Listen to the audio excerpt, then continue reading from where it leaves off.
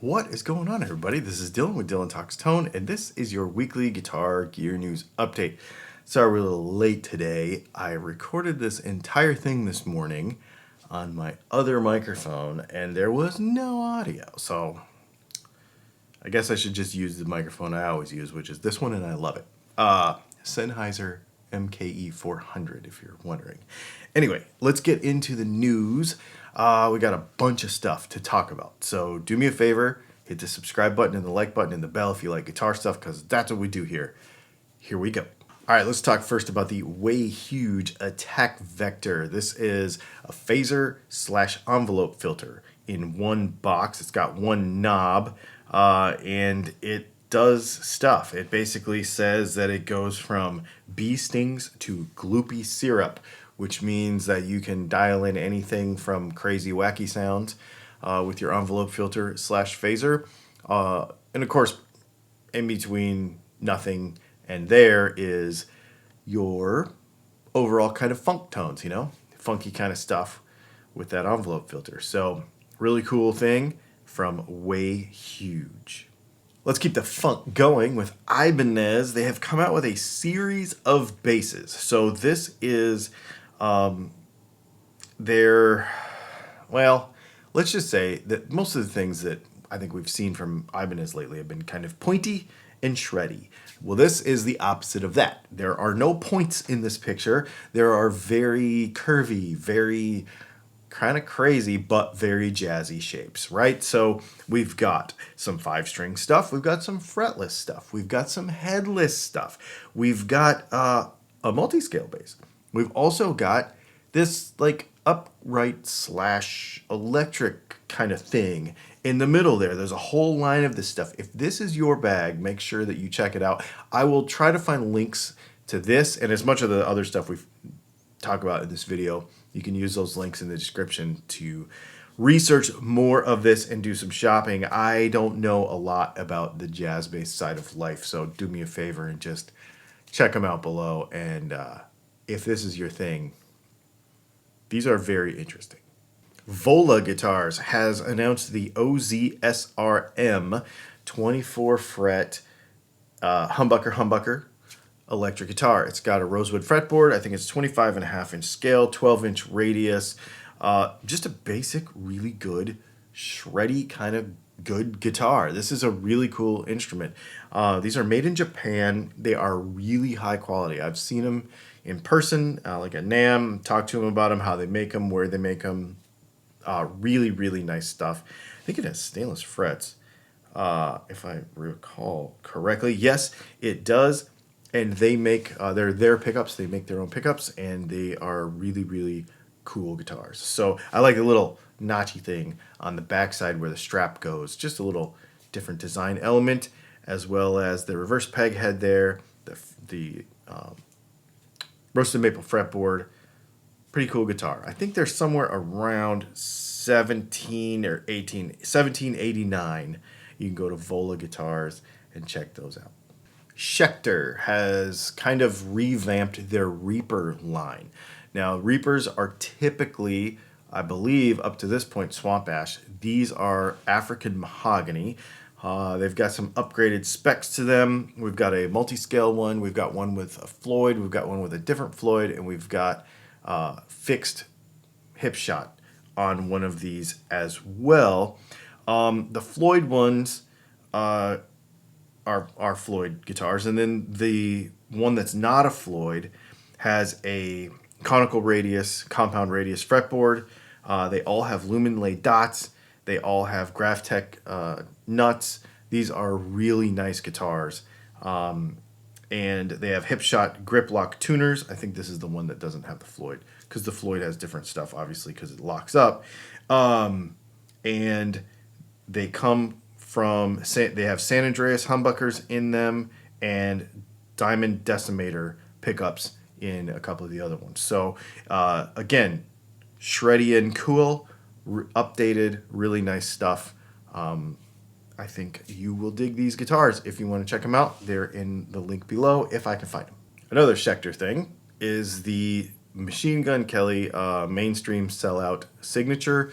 This is kind of an inverted version of the one that I have. So I have the pink Schecter Machine Gun Kelly with the black stripes and the black humbucker pickup with the cover on it. This is the same guitar, it's just inverted colors, and the humbucker does not have a cover. It's pink bobbins. This is really cool. It's flat black. If you have not tried this guitar, you should. The neck profile is fantastic. It's got carbon fiber reinforcements in the neck. The pickup sounds fantastic. I have not swapped it out with one of mine. It's really, really good. I play this guitar all the time. It's in the living room right now, actually. I just played it last night. So this is a really cool guitar, and I think they're right around $1,000. PRS keeps bringing the heat. It's only the 18th of January as we make this video, and they've already come out with like 10 new guitars for 2023. So this launch is going to be the Dusty Waring Signature, which is based on like a CE24 sort of deal, and then updates to Mark Holcomb and Zach Myers, their SE models. Hardtail stuff. There's some pretty neat stuff in this thing too. If you are into those signatures as well, definitely check them out. They're just kind of updates, little tweaks. I think, being a guy on YouTube who makes videos and who has a brand, Dylan Talks Tone, the pickup line, or Dylan Pickups, our pickup line, I think it's really cool when somebody on YouTube comes out with a brand of stuff that is actually cool. You think of Ola England's got the solar stuff. You think of Rob Chapman with Chapman Guitars. Now, the Tone King and Phillip Mcknight have come out with Badlands Guitars. I was just talking to him about these last week. These are really, really neat. They just came out with a new model called the GX1. Let's just say that these are kind of an 80s inspired, as you can probably imagine by the creators of this stuff, 80s inspired kind of shreddy guitar, locking tremolos, some really good hardware. The pickups are made in the United States. They did not go to like Korea and get like some Artec pickups and put them in there. These are pickups that are made in the United States. There's not a whole lot of specifics on these guitars, but just to say that they are really well appointed, very well made, and of course, with somebody like Phillip being behind them, he's going to care. Set up, how these things are made. He's going to care. These are really cool. The idea is the 80s hard rock guitar hero experience. Judging by the look of their latest, the first launch model, the GX1, you can kind of see that here. They say they're going to launch more of them in the future, different models and stuff. It sounds like they're going to kind of sort of be like made to order, short runny kind of stuff. I don't know. I don't know the details on it.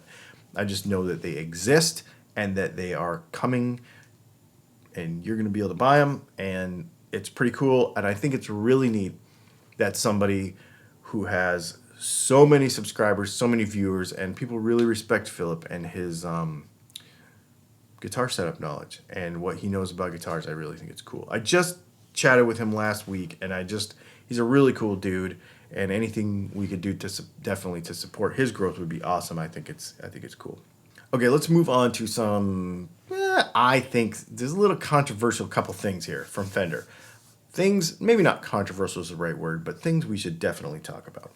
So they just came out with these kind of, they don't really have a name. I didn't see a name in the press stuff. So but they're kind of like 60s garage rock kind of stuff. You see them here. They kind of look like Japanese, or like, the department store guitars of the 60s, which is kind of cool. It reminds me of like the Harmony and the Silvertone kind of feel. You know what I mean?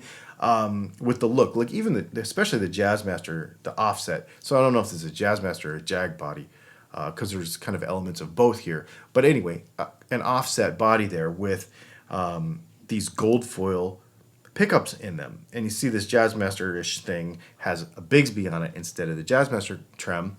We've got the Telecaster with two of these gold foily things, and then we've got a jazz bass with a single pickup in it. So it's an interesting kind of crossover, right? Normally we think of a jazz bass with two pickups. So it's a jazz bass, but this one gold foil. Now, I'm a bit of a stickler on this pickup nomenclature. So let's chat about these pickups for just a minute. In the press release, it says they are gold foil mini humbuckers. Now, a gold foil pickup is actually this like flat, really flat pickup with like a plastic bobbin inside with these soft magnets. Think old school shower curtain magnet that you could like, or refrigerator magnet that you could bend back and forth. That's what a gold foil pickup is, and it's a top mounted thing. This says that these are gold foil mini humbuckers. Now, many brands of pickups have said they've come out with gold foil pickups, but basically all they are is regular pickups with surrounds in them and a little like a foil insert, but it's actually just a regular pickup. I am speculating here, but on fairly good, pay attention to this stuff. I'm going to say that these are just regular humbuckers that they have, mini humbuckers, that they have wound to and constructed to look like gold foils. So if you buy this guitar, expect a unique sound because mini humbuckers in a Jazzmaster or mini humbuckers in a Tele or mini humbuckers in a jazz bass is very unique, but it will not be 60s gold foil tone. That is a speculation, but it's a well-informed one. So just be aware that this is not probably a legit 60s gold foil pickup. If I can get my hands on one of these, we'll find out. But just know going in. Okay, this last segment today, I don't normally do this, but it's kind of fun. So, remember when you were a kid and you used to watch Andy Rooney on 60 Minutes? And he'd have this little editorial at the end of 60 Minutes on CBS that was relevant to the news, but at the same time had a little edgy opinion to it. So, that's what this is right here. And it's about Fender, and it's about tube amps. So, pay attention. I think you're going to dig this.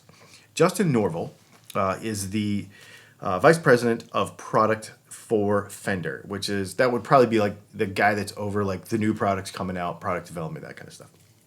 He just did an interview with Music Radar. And in this interview, he said something like, Fender is going full steam into the digital amp and effects space in 2023. And in this interview, he speaks a lot about the history of guitar and how every time technology changed, it changed music and it changed guitar and it changed, and we over time adopted these changes. And so we are going to adopt more changes as time goes on. They have been doing this lately. They came out with a pedal line last year, right? Those real inexpensive, the Hammer Time, whatever they're called, pedals that are pretty cool.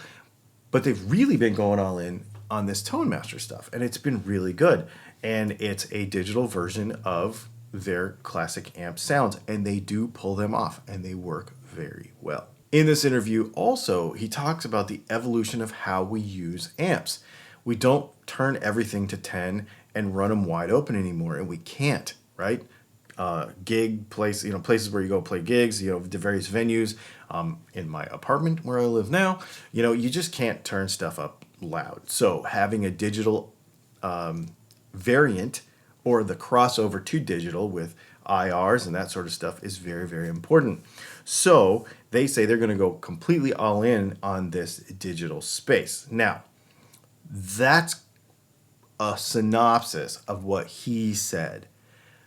Let's draw a line right now and say everything after this is just an opinion of mine, but I want to share it because I think it's interesting to think about. And I want you to get in the comments and let me know what you think. Now, this is not whether you like it or not, because there's a reality here that we're not going to be able to get away from, I think, at some point. But get in the comments and let me know what you think about it. My opinion and my projection in the future, this is no fact. This is my projection and opinion. But I think Fender's going to get to a point where these Tonemasters are going to be the everybody amp. I think this is going to be the amp that you're going to buy. When you go to Fender, you buy an amp, this is the amp you get. And then I think, my guess would be at some point, you're going to have like a custom shop for amps. Or maybe not a custom shop, but it's going to be the premier, $3,000, $2,500, because they're getting that expensive. Anyway, that's going to be like a premier level of stuff. And everyday people, me and you, who play at home sometimes, who play a couple of gigs a month, or who play, sometimes, I only play a few gigs a year now, are going to have these. And we're going to be able to record, and we're going to be able in digital interfaces. I would imagine they're going to go further into the plug-in space and all those other spaces. I've been thinking about this a lot. Even for me, I own a pickup business.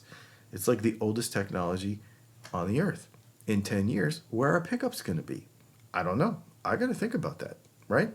Like, all these things are moving forward, and I think it's very cool that Fender wants to move things forward. I know that that's a controversial opinion to agree with him on this, because I think a lot of people want to stay in the 50s when it comes to 40s and 50s when it comes to guitar technology. But I think it's a really bold statement for the production development of Fender and the VP of that department to say, we're going to go down this road. Very interesting stuff. There you go. This is the news. Thanks for hanging out. Make sure you check out the live stream that we got Thursday nights at 8 p.m. Eastern. I got a video coming out on Friday. We got a lot of stuff going right now, and we're making a bunch of pickups. So if you want to support the channel directly, go to Dylan Talks Tone and order some pickups. Otherwise, we'll have some links down there that you can check all the stuff out today that I could find that you can actually buy. We'll see you tomorrow.